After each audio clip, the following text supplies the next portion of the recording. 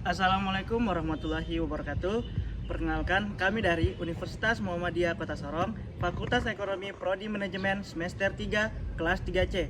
Tujuan kami membuat video ini untuk menyelesaikan salah satu tugas mata kuliah kami dengan manajemen sumber daya manusia oleh dosen pengampu Ibu Jen Febri Anjar SEMM.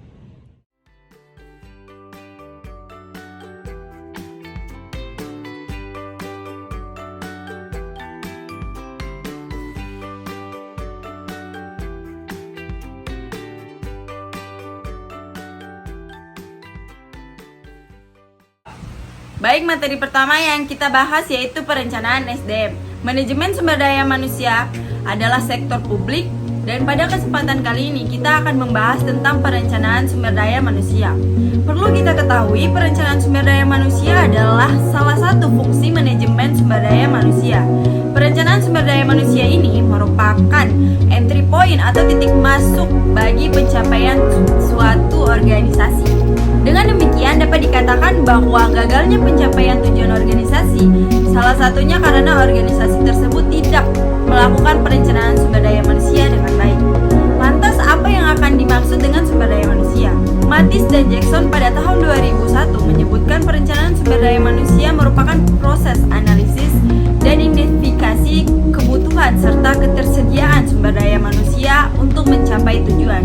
Dari definisi tersebut dapat disimpulkan bahwa perencanaan sumber daya manusia merupakan perencanaan yang sistematis untuk meramalkan kebutuhan pegawai dan kesetiaannya.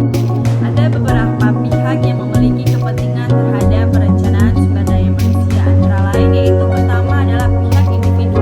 Perencanaan sumber daya manusia memiliki kepentingan untuk meningkatkan dan mengembangkan kemampuan atau kapasitas individu. Kepentingan yang kedua adalah tentu saja dari organisasi itu sendiri. Bagi organisasi, kepentingan perencanaan sumber daya manusia adalah untuk mendapatkan karyawan yang sesuai dengan kompetensinya. Dan yang ketiga adalah kepentingan nasional.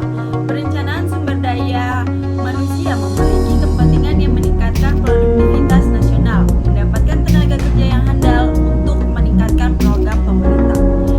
Ada tiga hal yang harus diperhitungkan dalam perencanaan sumber daya manusia. Hal yang pertama adalah yang berkaitan dengan eksternal. Ini diantara lainnya meliputi kondisi politik, sosial, ekonomi, budaya, teknologi, dan persaingan. Yang kedua adalah tantangan internal yang meliputi secara strategis anggaran estimasi produksi, ramalan penjualan, dan struktur organisasi yang bersangkutan. Yang situasi internal ketenaga kerjaan menjadi tiga hal, yaitu yang perlu diperhitungkan adalah situasi internal ketenaga kerjaan dalam setiap organisasi selalu bersifat dinamis akibat dari adanya pengunduran diri, PHK, meninggal dunia, rotasi, dan pensiun. Selanjutnya adalah faktor-faktor yang menentukan karakteristik dan kemampuan sumber daya manusia, meliputi beberapa faktor diantara lainnya seperti perubahan visi misi dan tujuan yang hendak dicapai oleh organisasi tersebut. Yang kedua adalah perubahan strategis pada tingkat organisasi. Dan yang ketiga adalah faktor tingkat persaingan dunia industri. Dan yang faktor keempat merupakan perubahan lingkungan secara makro. Dalam hal ini ada perubahan ekonomi, sosial, politik, dan teknologi. Faktor yang kelima merupakan perubahan struktur dan kapasitas organisasi, dan faktor yang keenam adalah perubahan pada angkatan kerja. Baik, selanjutnya proses perencanaan sumber daya manusia meliputi beberapa hal antara lain.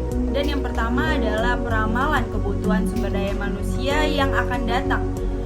Dasar dan peramalan kebutuhan sumber daya manusia yaitu permintaan terhadap barang atau jasa yang dihasilkan oleh organisasi. Ramalan kebutuhan sumber daya manusia yang ditentukan oleh kegiatan produksi yang ditentukan oleh permintaan barang atau jasa yang dimiliki. Dan demikian dapat disimpulkan bahwa permintaan barang ataupun jasa berbanding lurus dengan permintaan tenaga kerja. Untuk mengetahui sumber daya manusia dibutuhkan, Departemen Sumber Daya Manusia perlu melihat secara konkret apakah perusahaan tersebut adalah perusahaan dengan perencanaan di setiap unit kegiatan yang ada di perusahaan, seperti perencanaan keuangan, pemasaran, dan koperasi. Proses yang kedua adalah proyeksi kesediaan sumber daya manusia yang akan datang. Proyeksi persediaan hanya berhubungan dengan persediaan internal. Sumber daya manusia berpikir tentang jumlah dan kualitas sumber daya manusia yang diharapkan harus sesuai dengan kebutuhan masa yang akan datang, sehingga harus cermati sumber daya manusia. Dengan adanya pola gerakan sumber daya manusia tersebut, manusia sepanjang waktu bersifat dinamis karena adanya promosi serta pemindahan dan pemberhentian pegawai. Proses yang ketiga ialah pembandingan kebutuhan yang diramalkan dengan persediaan prosesi. Proses ini bertujuan untuk menentukan kebutuhan karyawan neto, artinya karyawan yang memang sungguh-sungguh dibutuhkan pada tiap jabatan, perusahaan atau untuk perusahaan secara keseluruhan. Dari hasil pembandingan ini didapat 3 kemungkinan, yaitu pertama, permintaan sama dengan penambahan, sehingga dalam kondisi ini tidak ada kegiatan penambahan ataupun pengurangan sumber daya manusia. Kemungkinan yang kedua, terjadinya kekurangan sumber daya manusia. Pada kondisi ini diperlukan strategi untuk memenuhi kekurangan tersebut. Dan kemungkinan ketiga adalah kelebihan sumber daya manusia. Pada hal ini juga memerlukan strategi untuk mengurangi kelebihan terjadinya sumber daya manusia tersebut. Berikut adalah proses yang merupakan perencanaan kebijakan program memenuhi kebutuhan sumber daya manusia. Selanjutnya berkaitan dengan analisis kebutuhan sumber daya manusia yang meliputi antara lain peramalan kebutuhan. Dan yang kedua yaitu beban kerja atau workload analysis. Dan yang ketiga adalah analisis tenaga kerja atau workforce analysis. Serta yang keempat adalah menghitung tingkat absensi. Dan yang kelima menghitung tingkat perputaran sumber daya manusia atau labor turnover. Apa yang dimaksud dengan turnover? Baik, di sini adalah turnover adalah kondisi ketika sumber daya manusia atau karyawan yang keluar ataupun mengundurkan diri dari perusahaan ataupun organisasi. Turnover ini sendiri memiliki dampak bagi organisasi maupun perusahaan yang bersangkutan. Apa saja dampak-dampak yang ada yang terjadi dalam turnover? Antara lain yang pertama yaitu menimbulkan biaya penarikan sumber daya manusia baru. Dan dampak yang kedua bertambahnya biaya pendidikan dan latihan. Dampak yang ketiga meningkatkan kecelakaan kerja sebagai akibat tenaga kurang terlatih dalam, dan dampak keempat adanya produksi yang hilang selama masa pergantian. Dampak yang kelima peralatan produksi tidak bisa digunakan karena ditinggal oleh tenaga kerja. Dan dampak yang keenam adalah diadakannya kerja lembur untuk memenuhi target yang ditetapkan. Dan dampak yang ketujuh adalah biaya yang dikeluarkan akan lebih besar daripada hasil tenaga kerja baru. Bagian terakhir adalah faktor-faktor menyebabnya terjadinya turnover antara lain. Dan yang pertama susunan kerja yang tidak menyenangkan. Faktor-faktor yang kedua adalah kompensasi di bawah standar dalam hal ini contohnya seperti UMR dan UMKM. Faktor yang ketiga adalah tidak adanya penghargaan atas prestasi. Faktor yang keempat adalah pekerjaan lebih bersifat rutin dan tidak menantang. Faktor yang kelima, tidak ada jaminan atas pengembangan karir. Dan faktor yang keenam, kerja tidak terjamin. Faktor yang ketujuh, rendahnya disiplin dan moral kerja, sumber daya manusia. Dan faktor yang kedelapan atau yang terakhir, tenaga kerja tidak wajar. Dan paling terakhir, faktor yang kesembilan adalah konflik yang berlarut-larut tanpa penyelesaian yang baik. Baik, selanjutnya materi rekrutmen dan seleksi. Selanjutnya rekrutmen dan seleksi. Rekrutmen adalah sebuah proses untuk menemukan atau menarik orang yang dibutuhkan oleh organisasi menurut Armstrong 2013. Maka, melakukan sebuah proses untuk berupaya menemukan SDM sehingga perlu langkah-langkah sebuah proses yang memfasilitasi lembaga untuk bisa mendapati SDM yang berkualitas ke perusahaan. Proses rekrutmen dimulai dari pencarian pelamar dan diakhiri dengan masuknya surat lamaran dari para pelamar. Jadi sekumpulan pelamar untuk siap diseleksi. Output dari sebuah proses rekrutmen itu adalah nama-nama, ada mungkin setumpuk map yang memfasilitasi kita atau memfasilitasi organisasi untuk melakukan penyeleksian. Apa tujuan adanya rekrutmen? Tujuan adalah untuk menerima pelamar sebanyak-banyaknya sesuai dengan kualifikasi dibutuhkan organisasi dan menerima pelamar itu dari sebuah sumber sehingga memungkinkan akan terjaring calon karyawan dengan kualitas tinggi yang terbaik, the best of the best. Kalau rekrutmen itu dilakukan dengan standar sesuai dengan prosedur dan sesuai dengan tujuan harapan dari setiap organisasi, maka idealnya rekrutmen sisi terbuka. Proses rekrutmen menurut Mondi pada tahun 2008. Rekrutmen itu dibagi menjadi dua, ada rekrutmen eksternal dan internal. Rekrutmen tadi diawali dengan sebuah perencanaan sumber daya manusia. Dari perencanaan sumber daya manusia ini, maka kemudian diturunkan kepada alternatif rekrutmen. Dipilih alternatif rekrutmen seperti yang saya sampaikan tadi. Alternatif rekrutmen itu bisa jadi dari sisi media untuk melakukan rekrutmen. Apakah medianya mengutamakan media sosial ataukah menggunakan media elektronik seperti televisi, radio? Apakah kita menggunakan media cetak seperti koran, majalah, tabloid dan sebagainya? Setelah alternatif itu dipilih, baru dilakukan namanya rekrutmen. Rekrutmen itu ada sumbernya dari internal untuk metode-metode antara metode internal. Dan ada sumber-sumber eksternal. Metode rekrutmen internal pada akhirnya akan melahirkan yakni orang-orang yang direkrut. Sumber dari metode rekrutmen. Sumber rekrutmen adalah tempat di mana para kandidat yang memenuhi syarat itu berada seperti perguruan-perguruan tinggi dan organisasi bersaing. Itulah sumber rekrutmen. Terima kasih. Proses seleksi menerima lamaran. Screening awal, review berkas, ujian seleksi, interview, evaluasi medis, dan proses menerima screening awal dan review berkas untuk memeriksa kecocokan individu dengan posisi kelengkapan data. Selain itu juga untuk meningkatkan tujuan karir, pada tugas pekerjaan terdahulu ujian seleksi untuk memperkirakan kemampuan kinerja, modifikasi sikap atau keahlian tertentu. Kemudian ada interview percakapan yang lebih terarah bertukar informasi antara pulau acara dan falsafah. Proses seleksi berikutnya juga evaluasi medis bahwa karyawan itu betul-betul sehat. Dan kemudian ada screening latar belakang sebelum karyawan diseleksi pada tahap akhir. Hal ini biasanya dilakukan untuk menghindari risiko. Kemudian ada keputusan seleksi. Orang biasanya membuat keputusan manajer yang akan bertanggung jawab untuk kinerja karyawan baru dan penawaran pekerjaan. Berikut faktor yang mempengaruhi seleksi itu. Penawaran tenaga kerja. Semakin banyak penawaran, semakin turun harga karena peluang memilih lebih besar. Dan semakin sedikit penawaran, maka harga semakin kecil.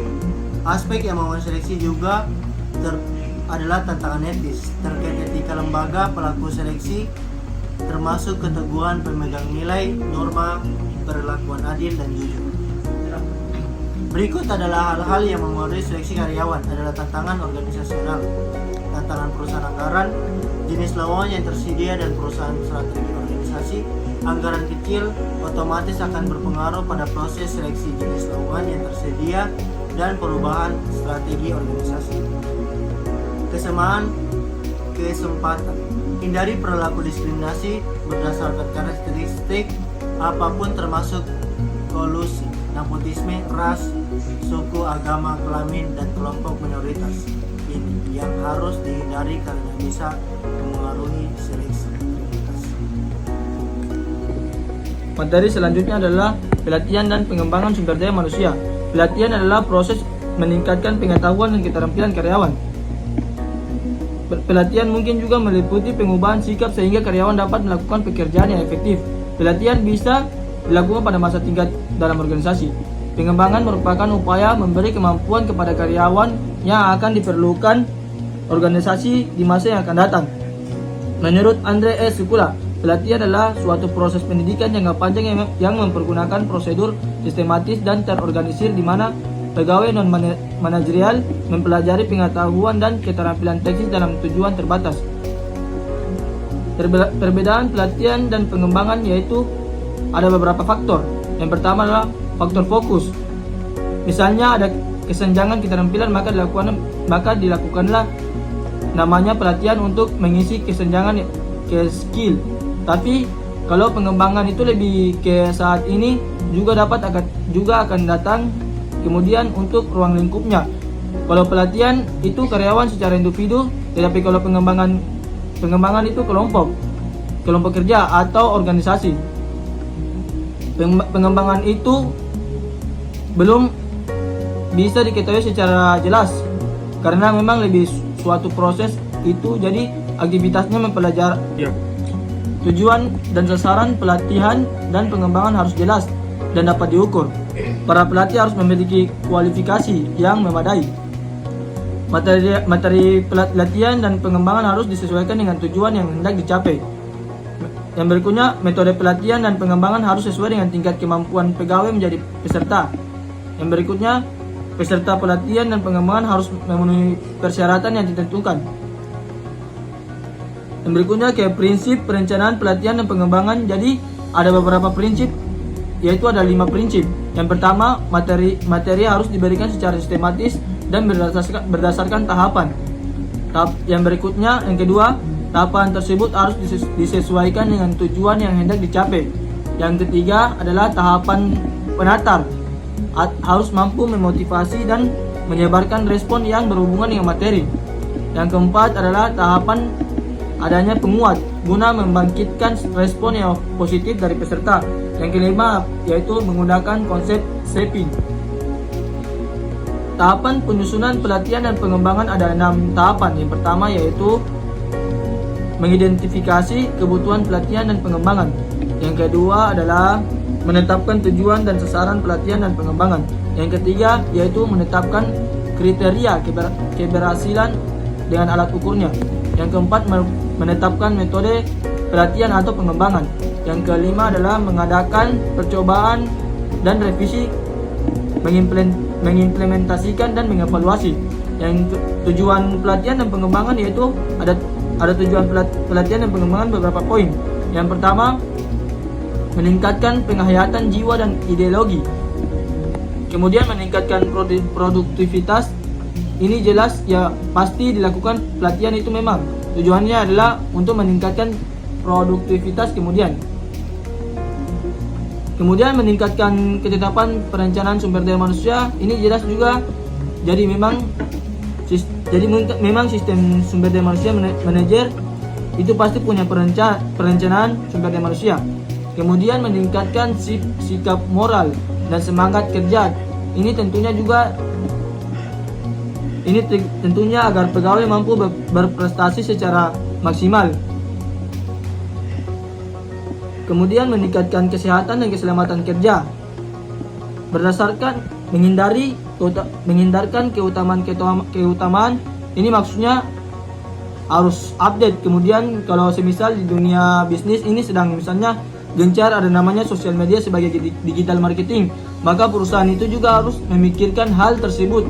Jadi tim penjualan ataupun mungkin seharusnya itu diberikan suatu tentang konten kreator digital marketing, maka itu akan salah satu menghindari salah satu beberapa langkah keutamaan.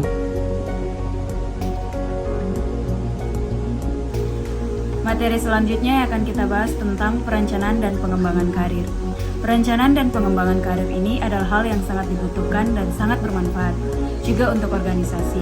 Untuk itu, di dalam perencanaan dan pengembangan karir, kita butuh untuk benar-benar memahami sebenarnya konsep-konsep apa sih yang perlu kita pahami. Tujuannya adalah untuk meningkatkan kualitas diri sendiri, berkaitan dengan analitis, sikap analitis ataupun kemampuan emosional. Karena itulah dasarnya, adalah untuk mengatur orang lain. Jadi kemampuan analitis dan emosional ini menjadi sebuah hal yang penting bagi kemampuan manajerial untuk mengatur orang lain. Sedangkan untuk kemampuan fungsional, ini digunakan untuk para teknisi yang akan melanjutkan pengembangan dari bakat teknisi fungsional. Begitu untuk orang-orang tersebut, tidak mencari kedudukan di dalam manajerial, namun dia lebih menekankan kepada penugasan penguasaan tentang hal-hal baru yang belum dikuasainya. Itu berkaitan dengan kemampuan kefungsional dan teknis. Namun sebenarnya kenapa dijadikan satu? Karena kemampuan fungsional dan teknis ke depannya nanti akan menjadi salah satu dasar untuk meningkatkan manajerial itu. Manajerial yang kedua dasar kali ini adalah keamanan. Kenapa keamanan? Karena digunakan untuk kesadaran keamanan individu, untuk memantapkan kesadaran karir mereka. Apa sih manfaat perencanaan karir kali ini? Banyak sekali. Yang pertama, mendorong pertumbuhannya karyawan. Kalau teman-teman ingin teori Maslow, yang paling rendah dari maksudnya adalah kenapa sekarang bekerja memotivasinya dari motivasi Maslow yang paling rendah adalah untuk memenuhi kebutuhan hidupnya, sandang, pangan, papan. Tapi kebutuhan motivasi yang tertinggi seseorang ketika sandang, pangan, papan itu sudah terpenuhi adalah aktualisasi diri. Jadi kalau kita sudah di sini, sebenarnya orang itu suka untuk bertumbuh. Maka perencanaan karir ini merupakan dasar manfaatnya adalah untuk mendorong seseorang agar dia terus bertumbuh, agar dia terus merasakan teraktualisasi diri cuma di posisi itu terus. Mungkin bakalan jadi dosen, tapi karena sama sekali hal yang kedua manfaatnya bisa memberikan informasi kepada individu, organisasi yang sebaik-baiknya. Selanjutnya, kebutuhan adalah jalan untuk karyawan yang potensial dengan perencanaan karir, maka akan memberikan keberanian kepada karyawan untuk melangkah lebih maju dengan potensi yang mereka miliki. Langkah-langkah apa yang bisa kita lakukan untuk melakukan perencanaan karir? Yang pertama itu adalah menilai diri sendiri dengan cara bertanya atau memahami diri sendiri, karena ini adalah langkah awal dan langkah utama untuk perencanaan karir, mengenali kesempatan-kesempatan, peluang-peluang, kendala-kendala, pilihan-pilihan, keterampilan apa yang sudah kita miliki, konsekuensi-konsekuensi yang akan kita dapatkan ketika memilih sesuatu, juga untuk mengukur bakat acting kita, memiliki nilai value yang kita miliki, maka itu disebut sebagai cara untuk menilai diri. Selanjutnya, ketika kita sudah bisa menilai diri kita sendiri, kita harus menetapkan tujuan karir kita. Caranya bagaimana? Metodenya untuk mengerjakan, yang pertama adalah pendidikan, yang kedua adalah informasi. Ini adalah tipe jalur karir tipe memfokuskan pada mobilitas ke depan. Mobilitas ke depan dalam jabatan khusus ini ada 3 jalur. Yang pertama, 3 jalur. Yang pertama adalah jalur karir tradisional, di mana kemajuan karyawan di dalam organisasi adalah lurus ke depan, dari satu pekerjaan khusus ke pekerjaan selanjutnya. Asumsi dari tiap pekerjaan yang terdahulu adalah inti persiapan untuk menuju tingkatan pekerjaan yang lebih tinggi. Yang kedua adalah jalur kadar jaringan, yaitu di mana pada jalur kadar ini suatu jaringan kerja itu vertikal dan rentetan dari kesempatan-kesempatan yang horizontal.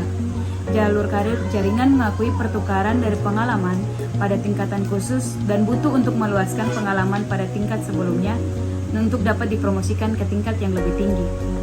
Lalu selanjutnya ada jalur karir dual.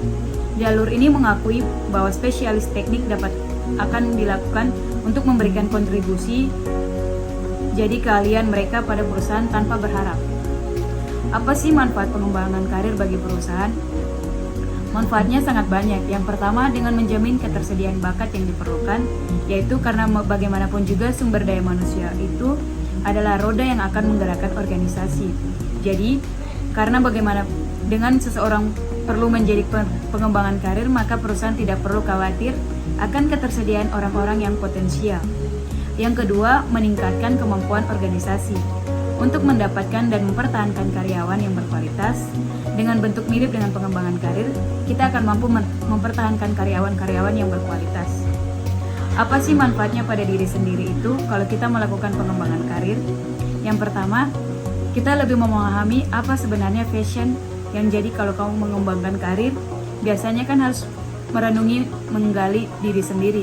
Kalau kita sudah memutuskan untuk mengembangkan, pasti kita sudah ketemu dengan fashionnya apa yang akan kita kembangkan dan akan memberikan jaminan kesejahteraan hidup kita. Karena biasanya akan ada kenaikan jabatan kalau ada kenaikan pangkat. Pasti dampaknya adalah kita akan dapat tunjangan dari jabatan yang dinaikkan itu. Berarti kesejahteraannya juga akan meningkat. Dan yang terakhir adalah menambah relasi kerja. Relasi kerja kita akan bertambah. Kita jadi punya banyak jaringan pertemanan. Selanjutnya, materi kelima, penilaian kinerja. Penilaian kinerja merupakan suatu proses penilaian dan evaluasi secara sistematis terhadap karyawan untuk mengetahui tingkat kemampuan dan produktivitas selama bekerja. Penilaian kinerja cukup penting dilakukan agar diketahui sejauh mana kinerja tiap pegawai sehingga pegawai bersangkutan bisa merefleksikan diri untuk terus memperbaiki kinerja mereka. Sementara dari sisi organisasi bisa mendapatkan peta kinerja pegawai untuk diberikan umpan balik serta sebagai pijakan dalam menyusun rencana pengembangan SDM pada fase selanjutnya. Standar kinerja yang berisi beberapa indikator atas input atau output, manfaat dan dampak bagi pengembangan organisasi, penilaian kinerja sehingga bisa diperoleh hasil yang valid dan relatif. Ada beberapa tahapan kinerja dimulai dari penetapan standar kinerja. Tahap ini dilakukan untuk menentukan indikator kinerja seperti keterampilan, kemampuan, tugas dan tanggung jawab, termasuk juga hasil dan dampak kerja yang diharapkan. Penetapan standar kinerja ini menjadi bagian dari analisis jabatan dan uraian jabatan yang telah kita bahas sebelumnya, yakni bagian kedua. Tahap selanjutnya mensosialisasikan standar kinerja pegawai dalam arti standar kinerja yang telah disusun dan ditetapkan harus disampaikan sekaligus dipahami oleh pegawai untuk dilaksanakan sesuai ketentuan. Yang ketiga, tahap pengukuran kinerja. Proses ini dilakukan berdasarkan alat ukur kinerja yang telah disusun dan ditetapkan sebelumnya. Penilaian kinerja dapat dilakukan melalui beberapa metode seperti observasi, mencermati laporan, penilaian perilaku, penilaian diri sendiri, penilaian psikologis, dan lain-lain. Selanjutnya, tahap evaluasi kinerja, yakni menilai proses kinerja pegawai dengan cara membandingkan antara standar kinerja dengan hasil kerja menjadi bahan organisasi untuk memperbaiki kinerja pegawai di masa mendatang. Yang terakhir, Selanjutnya kita masuk ke materi berikutnya, kesehatan dan keselamatan kerja. Kesehatan dan keselamatan kerja merupakan salah satu upaya untuk menciptakan tempat kerja yang aman, sehat, bebas dari pencemaran lingkungan, sehingga dapat mengurangi atau bebas dari kecelakaan kerja dan penyakit akibat kerja yang pada akhirnya dapat meningkatkan efisiensi dan produktivitas kerja. Dalam kesehatan dan keselamatan kerja terdapat rasional, yaitu selalu ada risiko kegagalan dalam setiap aktivitas. Saat kecelakaan kerja, sekecil apapun akan menyebabkan kerugian. Karena itu sebisa mungkin kecelakaan kerja dicegah. Penanganan K3 di sekolah maupun perusahaan harus dilakukan menyeluruh. Terdapat juga perlindungan K3 pertama menurut Undang-Undang Nomor 1 Tahun 1970 tentang Keselamatan Kerja. Kedua, Undang-Undang Nomor 23 Tahun 1992 tentang Kesehatan Kerja. Setiap tenaga kerja berhak memperoleh jaminan atas keselamatan, kesehatan, kesusilaan, pemeliharaan moral, serta perlakuan yang sesuai dengan martabat manusia dan moral agama. Implementasi pengelolaan bahaya dan risiko K3 di laboratorium. Yang pertama, organisasi K3 Lab. Yang pertama, tanggung jawab terhadap K3. Yang kedua, panduan atau manual keselamatan. Yang ketiga, pelaporan pemeriksaan kecelakaan dan bahaya. Berikutnya, prosedur-prosedur yang aman. Pertama, jalan masuk atau izin masuk terbatas. Kedua, penataan dan cara membersihkan. Ketiga, pemeliharaan dan perbaikan. Keempat, peralatan perlindungan perseorangan. Kelima, tindakan pencegahan pengamanan yang umum. Yang terakhir, pengamanan dari bahan-bahan kimia. Pertama, bahan kimia berbahaya. Kedua, informasi. faktor bahaya ketiga. Yang pertama, faktor fisik. Contohnya konstruksi mesin atau alat atau kendaraan seperti alat berat. Kemudian ruangan terbatas, tekanan, kebisingan, suhu, cahaya, listrik, getaran, dan radiasi. Yang kedua, faktor kimia. Contohnya dari bahan, material, cairan, gas, debu, uap berbahaya, beracun, reaktif, radioaktif, mudah meledak, mudah terbakar, iritan, dan korosif. Yang ketiga, faktor biologi. Seperti jamur, virus, bakteri, tanaman, binatang, dan infeksi. Yang keempat, faktor psikologi. Seperti stres, kekerasan, pelecehan, pengucilan, intimidasi, dan emosi negatif. Selanjutnya, pentingnya sirkulasi yang pertama. Sirkulasi yang baik adalah yang alami. Yang kedua, jendela maupun angin-angin haruslah cukup. Terakhir, bila terpaksa memakai AC, gunakan dengan bijak. Dalam ketiga yang harus diperhatikan, yang pertama, yaitu sikap dan cara bekerja. Yang kedua, posisi mesin atau alat saat bekerja. Yang terakhir, manfaat menerapkan ketiga yaitu yang pertama, terciptanya suasana tenang dan nyaman karena lingkungan yang bersih dan terawat, terhindar dari resiko ketiga.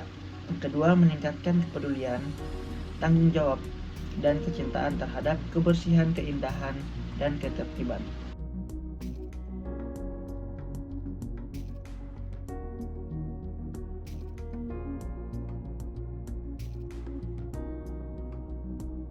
Saya mau memaparkan materi SDM dari sebagian materi faktor bahaya ketiga.